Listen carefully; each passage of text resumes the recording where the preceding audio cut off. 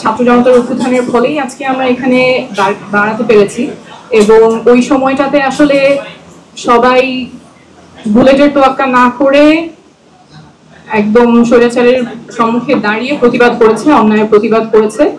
হাসিনা পালাতে বাধ্য হয়েছে, কিন্তু শুধুমাত্র হাসিনার পালানোই একমাত্র আকাঙ্ক্ষা ছিল না।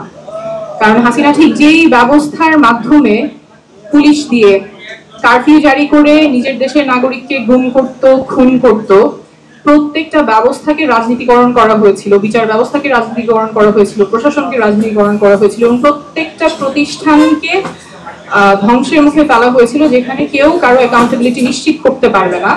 ঠিক সেই একই ব্যবস্থা অটুট রেখে শেখ হাসিনার জায়গায় আরেকজন মানুষ এসে বসবে, সেটা অভ্যুত্থানের আকাঙ্ক্ষা ছিল না।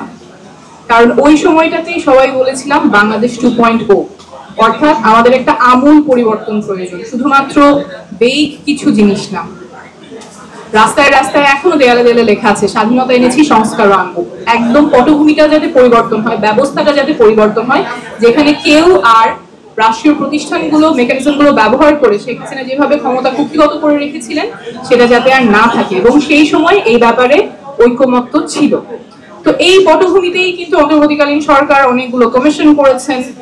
সেই কমিশনগুলো আমাদের ব্যবস্থাগুলোতে কি পরিবর্তন লাগবে, কি সংস্কার লাগবে, সেটা নিয়ে তারা খতিয়ে দেখবেন।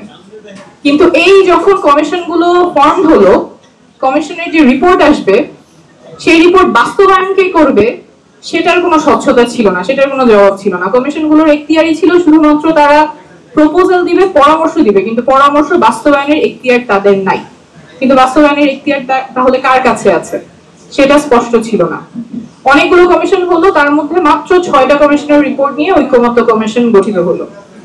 সেই ঐকমত্য কমিশনে যে 6টা কমিশনের রিপোর্ট আলোচনা করার কথা, সেই 6টাও আলোচনা হয় নাই। অর্থাৎ বাকি যেই কমিশনের রিপোর্ট গুলো আছে, আনফরচুনেটলি সেটা হয়ে যেতে পারে একটা একাডেমিক এক্সারসাইজ। অর্থাৎ রাষ্ট্রের জনগণের টাকা দিয়ে কমিশন গুলো এত কষ্ট করে আমাদের রিফর্ম প্রপোজাল দিয়েছে, কিন্তু সেটা কখনো আলোর মুখ দেখবে কিনা, বাস্তবায়ন হবে কিনা, সেটা আমরা জানি না। এবং যেটার পেছনে এত শ্রম দেওয়া হলো, ঐকমত্য কমিশনে সবগুলো পলিটিক্যাল পার্টি একসাথে বসে একটা জায়গায় আসলেন, সেটারও বাস্তবায়ন কিভাবে হবে সেই পথ সুস্পষ্ট না করেই সাইনিং সেরেমনি হয়ে গেছে। তো এই যে একটা ধারাবাহিকতা, যেখানে আমাদের পরিকল্পনা হয়, প্রস্তাবনা আসে, কিন্তু প্রস্তাবনার বাস্তবায়ন নিয়ে কোনো চিন্তা থাকে না, রূপরেখা থাকে না, এটা খুবই একটা অদ্ভুত অবস্থা। আমরা তো যে কোনো পরিকল্পনা করি সেটা বাস্তবায়নের জন্য, কিন্তু বাস্তবায়নের রূপরেখা ছাড়া ওই পরিকল্পনার অর্থ কি? আমরা হয়তো পার্সোনাল জীবনে অনেক পরিকল্পনা করি, এই দেশে ঘুরতে যাবো, ওই দেশে ঘুরতে যাবো, সেটার বাস্তবায়নের পথরেখা না থাকতে পারে, কিন্তু জনগণের ট্যাক্সের টাকায় যে কমিশন রিফর্ম প্রপোজাল গুলো আসছে, সেটার বাস্তবায়নের কোনো রূপরেখা থাকবে না। এটার কি অর্থ? এবং এটা যে এবারই প্রথম হয়েছে এমন না, অনেকবার এরকম কমিশন, টাস্ক ফোর্স গঠন করা হয়েছে যেটা বাস্তবায়ন হয় নাই। 1990 সালে 29টা টাস্ক ফোর্স গঠন করা হয়েছিল, যেখানে 250 জন খুবই গণ্যমান্য ব্যক্তি সেই টাস্ক ফোর্স গুলো হেড করেছেন। আমাদের প্রফেসর ইউনুস তখন সেলফ রিলায়েন্স পলিসির টাস্ক ফোর্সের হেড ছিলেন, Wahiduddin Mahmud macro economic policy task ফোর্সের হেড ছিলেন। তারপরে যে সরকার এসেছিল, সেই 90 এর পরে যে সরকার এসেছিল, তার ওই রিপোর্টগুলির তেমন কোনো সদ্ব্যবহার করেন নাই।